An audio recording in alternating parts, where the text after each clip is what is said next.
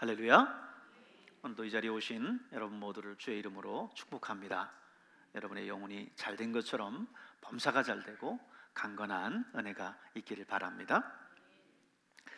오늘은 요한3서 강의 네 번째 시간입니다. 지난 시간에 우리는 하나님 나라를 이루기 위해서 하나님이 사용하시는 두 부류의 사람들을 살펴봤어요. 한 부류는 순회 전도자들과 같은 진리를 위해서 수고하는 자, 진리를 위해서 수고하는 자들이고, 또 한 부류는 이들을 헌신적으로 돕고 협력함으로써 진리를 위해서 함께 수고하는 자들을 살펴봤습니다.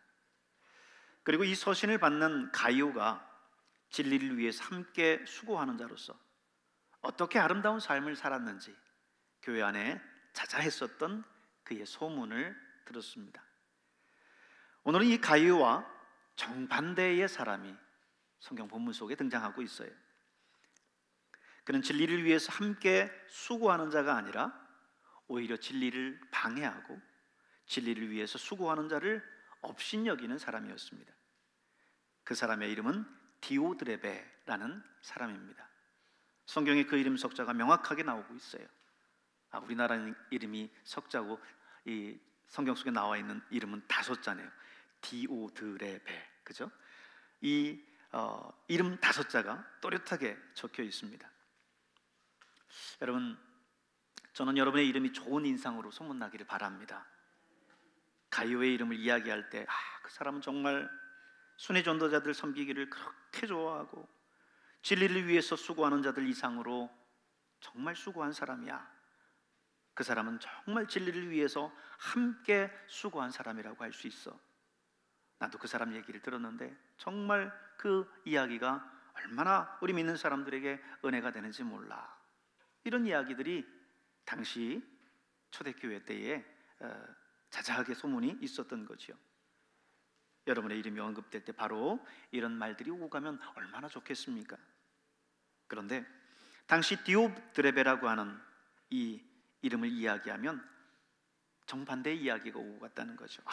그 사람 정말 몹쓸 사람이야. 지난번에 그 순회 전도자들이 그 사람한테 당한 그 수모를 들었어?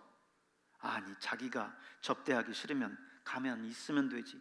왜 다른 사람들 접대하는 것, 다른 사람들이 그렇게 기쁨으로 하는 거에 대해서 못하게 하는 거야?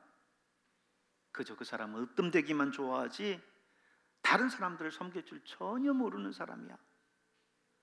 오늘 이 디오드레베라고 하는 이름이 언급될 때 있었던 그런 내용들이에요. 성경은 디오드레베라고 하는 그 이름을 또렷하게 기록하고 있을 뿐만 아니라 더 나아가서 그가 행한 악한 행위를 적나라하게 적고 있습니다. 여러분, 성경에 보면 하나님 나라에 가면 두 가지 책이 있다고 그러죠.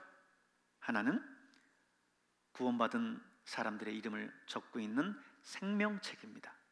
그리고 또 하나는 이 땅에서 우리의 삶을 기록한 행위의 책들이라는 거예요. 요한계시록 20장 12절에 있는 말씀을 볼까요? 거기에 보면 또 내가 보니 죽은 자들이 큰 자나 작은 자나 그 보좌 앞에 서 있는데 책들이 펴 있고 또 다른 책이 펴졌으니, 잘 주목해 보세요. 책들이 펴 있고 또 다른 책이 펴졌으니, 하나는 복수고 하나는 단수입니다. 곧 생명책이라 죽은 자들이 자기 행위를 따라 책들에 기록된 대로 심판을 받으리니. 오늘 요한계시록에서 말씀하고 있는 이 책을 보면 하나는 단수로 표현된 책이 있고 하나는 책들이라고 하는 복수로 표현된 책이 있습니다. 하나는 구원받은 사람의 이름을 기록한 생명책이고, 복수의 책은 뭐냐면 우리의 삶을, 우리의 행위를 기록한 책이다라고 하는 겁니다. 성경은 이 생명책에 영생과 영벌에 대한 심판을 이야기할 뿐만 아니라 우리의 행위를 기록한 책들에 의해서도 심판을 받는다라고 말씀하고 있어요. 조금 전에 읽었었던 계시록의 말씀 기억하시죠? 자기의 행위를 따라 책들에 기록된 대로 심판을 받으니, 그럽니다. 그런데 마치 천국에 있는 그 행위를 기록한 책처럼 오늘 디오드레베의 행위가, 그 악행이 성경에 지금 하나하나 기록이 되어 있어요. 물론 천국에 있는 그 행위를 기록한 책은 지금 이것보다도 훨씬 더 자세하게 하나도 빠짐없이 기록이 되어 있을 겁니다. 천국에 갔다 왔다고 하는 간증을 하시는 분들의 이야기를 들으면 요즘에는 천국에는요, 천국도 영상 기술이 발달해서 이렇게 활자에 대한 책에 기록하는 것이 아니라 카메라로 다 찍어 놓는답니다. 그래서 우리의 행위 하나하나가 카메라 속에 다 있는데 그냥 수초 만에 쫙 지나간다는 거예요. 그렇게 빨리 지나가는데도 불구하고 우리가 살아왔었던 삶의 모든 부분들을 다 돌아볼 수 있는 그런 기술이 천국에 발달해 있다라고 하는 거예요. 한번 가서 보십시오. 천국에 가면 바로 그런 모습이 있을 거예요. 그런데 우리가 하나님의 심판대에 섰을 때 우리의 삶이 이 디오드레베와 같은 삶을 살았다고 한다면 오늘 하나님은 그 나의 행위에 대한 영상을 보여주고 거기에 대한 분명한 책임을 물으실 겁니다. 오늘 요한삼서 1장 3절은 가이오가 진리 안에서 행하는 모습을 말씀하고 있어요. 3절에 보세요. 우리가 일찍 봤었던 말씀이죠. 형제들이 와서 내게 있는 진리를 증언하되 네가 진리 안에서 행한다 하니 내가 심히 기뻐하노라. 오늘 가이오가 어떻게 해요? 진리 안에서 행했다라고 말씀하고 있어요. 그런데 오늘 디오드레베는 진리 안에서 행했었던 이 가이오와는 너무나 대조적인 사람이에요. 오늘 요한삼서는 이런 디오드레베를 이야기를 하고 있습니다. 그는 결코 진리 안에서 행하는 자라고 할 수 없어요. 저는 오늘 이 디오드레베에 대해서 기록하고 있는 오늘 말씀을 함께 보면서 제목을 진리 밖에 행하는 자라고 제목을 정했습니다. 왜? 가이오의 삶과 진리 안에서 살았던 가이오의 삶과 너무나 대조적인 모습이기 때문에 그렇습니다. 그렇다면 과연 디오드레베는 어떤 삶을 살았을까요? 도대체 어떤 삶을 살았기에 진리 밖에 행하는 자의 모습이 됐을까요? 오늘 이 디오드레베의 모습을 통해서 진리 밖에 행하는 사람은 어떤 특징을 가지는지 함께 살펴보려고 합니다. 먼저 첫 번째는요, 진리 밖에 행하는 자는 으뜸되기를 좋아한다 그랬어요. 디오드레베는 9절에 보니까 뭐라고 표현하냐면 내가 두어 자를 교회에 썼으나 저희 중에 으뜸되기를 좋아하는 디오드레베가, 이렇게 기록하고 있죠. 으뜸되기를 좋아했다. 으뜸되기를 좋아했다. 여러분, 교회의 머리는 누구십니까? 예수님이시죠. 우리 몸된 교회의 머리는 예수 그리스도세요. 그런데 교회에 으뜸되기를 좋아했다는 것은 이 예수 그리스도는 내려놓은 채 본인이 머리 되기를, 본인이 으뜸되기를 원했다라고 하는 겁니다. 빌립보서 2장 5절에서 8절에 보면 사도 바울은 교회의 머리이신 예수 그리스도, 그분이 몸소 보이셨었던 모범에 대해서 말씀하고 있어요. 교회의 머리된 예수 그리스도는 어떻게 살으셨습니까? 5절에서 8절을 보십시오. 우리 같이 한번 읽어볼까요? 너희 안에 이 마음을 품으라. 곧 그리스도 예수의 마음이니 그는 근본 하나님의 본체시나 하나님과 동등됨을 취할 것으로 여기지 아니하시고 오히려 자기를 비워 종의 형체를 가지사 사람들과 같이 되셨고 사람의 모양으로 나타나사 자기를 낮추시고 죽기까지 복종하셨으니 곧 십자가에 죽으심이라. 아멘. 예수님은 교회의 머리셨지만 그분은 철저히 낮아졌고 섬기는 삶을 살아가셨습니다. 세상적인 리더십은 어쩌면 다른 사람들 위에 군림해서 그들을 얼마만큼 효과적으로 그들을 부리는가에 따라서 판가름이 날 거예요. 그러나 기독교적인 리더십은 섬기는 거라는 겁니다. 위에 군림하는 것이 아니라 아래에서 섬기는 것이다. 우리 예수님이 십자가에 죽으시기까지 섬기셨던 것처럼 섬기는 것이다 라는 겁니다. 하영주 목사님이 오늘의 교회를 개척하시고 한참 부흥하고 있을 그때에 성령축제라는 것을 했어요. 전통적인 한국 교회의 새바람을 일으켰었는데, 당시에 평신도, 목회자 할 것 없이 수많은 사람들이 이 성령축제에 참여했습니다. 이 성령축제는 뭐 다른 게 아니고 대부분 집회와 세미나들로 구성된 거였어요. 그런데 이 성령축제에 참여했었던 많은 사람들이 정작 놀란 것은 무엇이었는지, 교회의 웅장함도 아니었고 그 집회의 은혜스러움도 아니었고 하영주 목사님의 어떤 목회 철학에 대해서도 아니었어요. 성령축제에 참여했었던 많은 사람들이 정말 은혜 받은 것은 정작 다른 데 있었습니다. 그 교회의 중직자들이 빨간색 자켓을 입고 교회 앞 주차장에서 주차 정리를 하고 있는 거였어요. 까만 넥타이 메고 식당에서 서빙을 하고 있는 거였어요. 화장실이면 화장실, 숙소면 숙소에서 각 곳에서 안내를 하고 있더라는 거죠. 나비 넥타이 메고 있는 것 쑥스러워서 안 하겠다. 내가 지금 내 위치가, 내 사회적인 위치가 지금 주차장에서 지금 주차 안내나 할 위치냐? 라고 하는 게 아니라 그들이 손수 나와서 섬기고 참여한 모든 사람들을 섬기면서 뭐 부족하거나 또 불편한 것 없으십니까? 하면서 물으면서 따뜻하게 섬기는 그 섬김 속에서 참여한 모든 사람들이 한편으로는 송구스럽고, 왜냐하면 참여한 사람들은 젊은 사람들도 많은데 그곳에서 이렇게 안내를 선 사람들은 다들 머리가 허연 그 나이 많으신 분들인데도 그렇게 섬기고 있으니까 한편으로는 너무 송구스럽고 또 한편으로는 너무 놀랍고 한편으로는 또 너무 존경스럽더라는 거죠.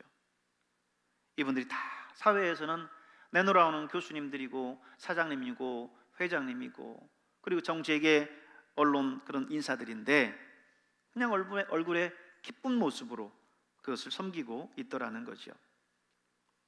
여러분, 오늘 우리 교회 안에서도 바로 이런 섬김의 모습이 나타날 수 있길 바랍니다. 직분을 떠나서, 나이를 떠나서, 사회적인 위치를 떠나서 철저하게 낮아지고 다른 사람을 섬기는 그런 아름다운 섬김이 우리 안에 있기를 바랍니다. 기독교 리더십이라고 하는 것은 바로 예수님께서 수건을 허리춤에 차시고 제자들의 발을 씻기셨던 것처럼 그렇게 섬기는 거예요.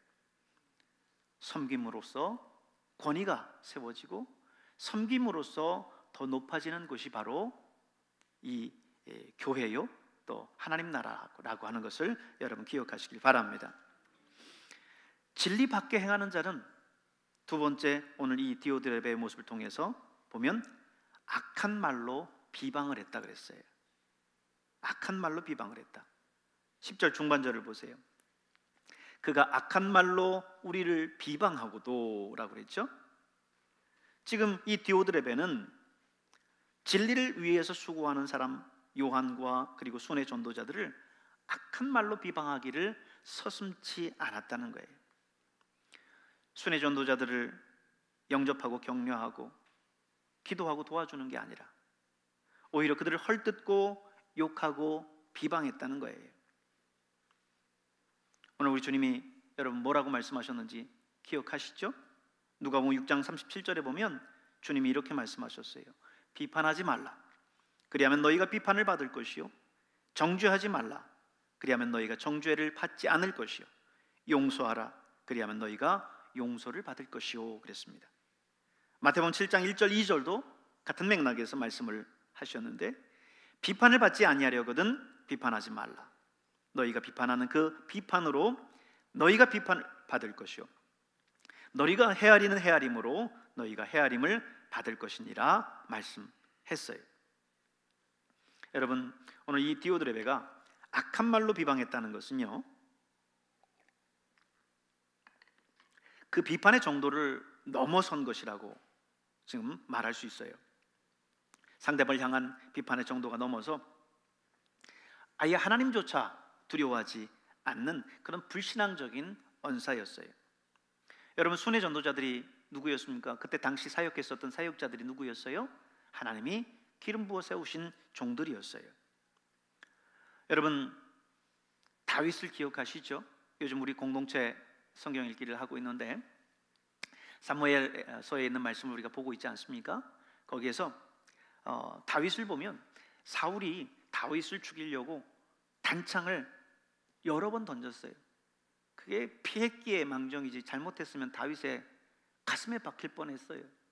그리고 그것도 모자라서 다윗을 잡아 죽이려고 군사들을 보내서 다윗을 체포해 오라고 합니다.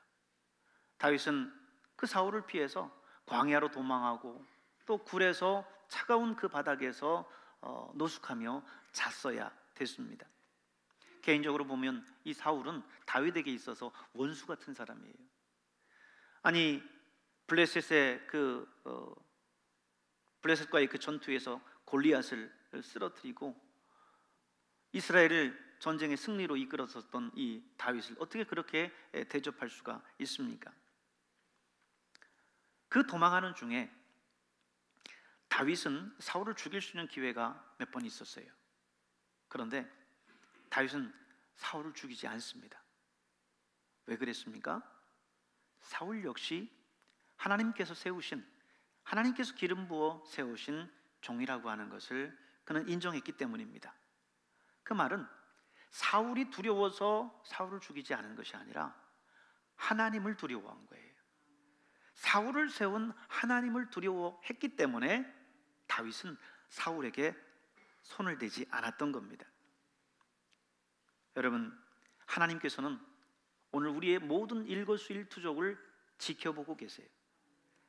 코람데오라는 말 있죠? 종교개혁자들이 외쳤었던 말씀입니다. 하나님 앞에서 신전의식이에요. 오늘 저와 여러분이 예배드린 이 자리에도 하나님께서는 함께 하십니다.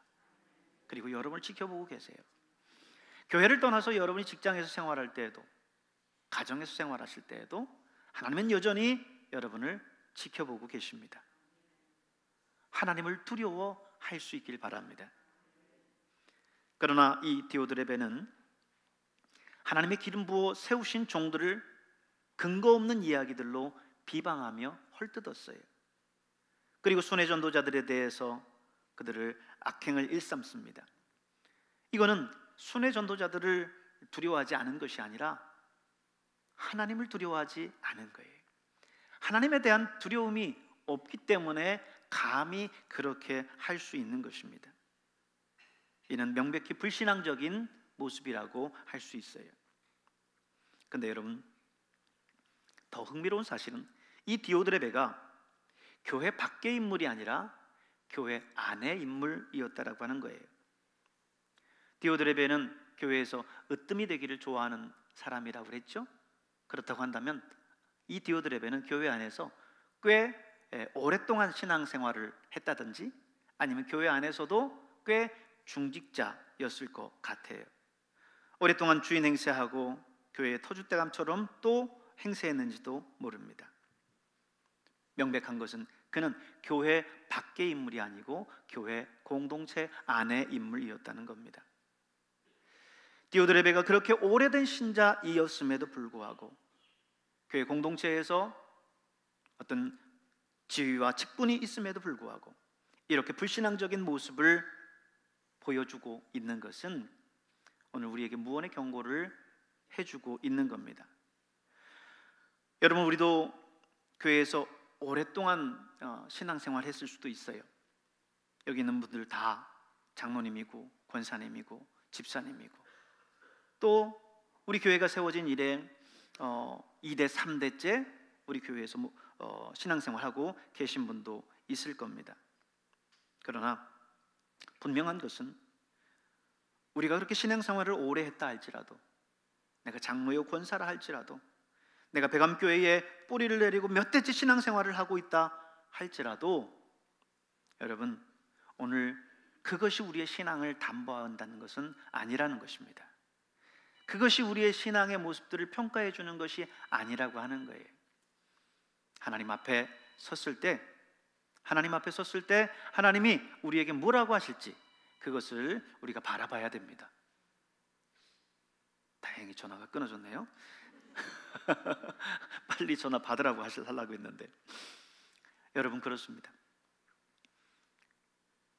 여러분이 지금 이 땅에서 장로요, 권사요, 안수집사요, 집사라고 해서 여러분이 이 땅에서 교회 생활을 모태 때부터 지금까지 여기서 했다고 해서 여러분의 신앙이 좋은 게 결코 아니에요. 이제 막 신앙생활을 시작하신 분, 이제 막 교회의 문턱을 넘으신 분들이 오히려 더 순수하고 하나님 앞에 인정받을 만한 그런 신앙일 때가 많습니다.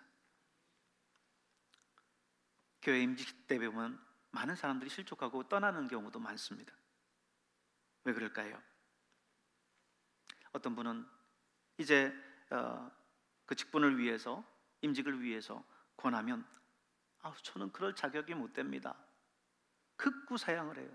그래서 이분은 꼭 임직을 받아야 될 분인데도 불구하고 그렇게 권하는데 사양해서 참 임직 주기가 힘들어요. 근데 어떤 분은 이분은 임직 받을 만한 분이 아니에요. 근데 자기가 이 임직에서 대상에서 제외됐다라고 시험 들어서는 난리치는 분들이 있어요. 제가 우리 교회 와서 우리 교회 유명한 일화를, 과거 일화를 들었어요. 임직 안 시켜준다고 해서 우리 농촌이니까 제일 먼저 들 수 있는 게 뭡니까? 작대기를 들고 와가지고 교회에서 난리쳤다라고 하는 그런 소문도 있어요. 그런 이야기, 에피소드가 있어요. 여러분, 이건 신앙의 바닥을 드러내는 거예요. 여러분, 안 되면 내가 그만큼 부족한가 보다, 하나님 더 기도하라고 하는가 보다 생각하고 기도하고 낮아지고 섬겨야지요. 그러면 마땅히 자격이 되면 내가 싫다고 해도 교회에서 계속해서 여러분에게 임직을 받아야 된다고 권할 거예요. 예수님 하신 말씀을 여러분 기억하시죠? 마태복음 19장 30절에 보면 먼저 된 자로서 나중되고 나중된 자로서 먼저 될 자가 어떻게 하고요? 많다는 거예요. 있다는 정도가 아니라 많다는 거예요. 신앙생활 한 사람들의 그 열심들을 보면 참 제가 도전받을 때가 많아요. 우리 교회에도 세가족으로 들어와서 신앙생활을 이제 시작하시는 분들이 꽤 있어요. 그분들 가운데 정말 믿음이 정말 10년, 20년 아니 평생을 신앙생활 한 사람보다 훨씬 낫다라고 생각하는 때가 많습니다. 여러분, 나의 연수가 오래됐다고 한다면 정말 주님 앞에 섰을 때에 우리 주님이 갑자기 내가 너를 도무지 알지 못한다, 내가 너를 도무지 알지 못한다라고 말씀하신다고 한다면 여러분 얼마나 안타까운 사실이겠습니까? 여러분, 신앙의 텐션, 긴장감을 늦추지 마시기 바랍니다. 더 열심히, 내가 직분 받았으면 더 열심히, 내가 오래 생활했으면 더 열심히, 이제 막 신앙생활한 우리 새가족들보다 내가 조금이라도 더 나아야지, 저 사람에게 조금이라도 더 모범이 돼야지 하는 마음으로 더 열심히 할 수 있는 여러분 될 수 있길 바랍니다. 오늘 디오드르베를 통해서 보는 진리 밖에 행하는 자의 세 번째 모습은 형제들을 대접지 않았다, 접대치 않았다라는 거예요. 10절 중반부를 보십시오. 10절 중반부, 그가 악한 말로 우리를 비방하고도 오히려 부족하여 형제들을 맞아들이지도 아니하고 그랬습니다. 형제들을 맞아들이지도 않았다. 이거는 단순히 순회 전도자들을 음식이나 물질적인 부분으로 접대하지 않았다, 이것만을 말하는 게 아닙니다. 주 안에서 이들을 영접하지 않을 뿐만 아니라 진리를 위해서 함께 수고하는 일을 저버렸다는 거예요. 이거는 분명 진리 밖에 있는 자고 진리를 떠난 자입니다. 이어서 10절 후반절도 보세요. 형제들을 맞아들이지도 아니하고 그랬습니다. 형제들을 맞아들이지도 아니하고 어떻게 했다고요?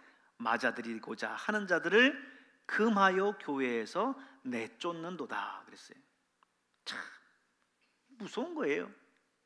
자기의 신앙이 잘못됐고 자기의 신앙이 어리석으면 거기서 끝나면 되는데 다른 사람들까지 못하게 하는 거예요. 다른 사람들까지. 형제들을 맞아들이지도 아니할 뿐만 아니라 본인이 그 순회 전도자들을 대접하고 헌신하는 일을 안 할 뿐만 아니라 오히려 맞아들이고자 하는 자들, 더 헌신하고 진리와 함께 수고하려고 애쓰는 자들조차도 금해서 교회에서 내쫓는다는 거예요. 여러분, 정말 무서운 겁니다. 오히려 그들을 격려하고 축복하고 잘한다라고 칭찬해야지, 내가 못하니까 그도 못하게 하는 거예요. 내가 못하니까 오히려 다른 사람조차도 못하게 막는 이런 어리석은 행동이 어디 있고, 이런 하나님 앞에 심판받을 일을 어떻게 행한단 말입니까?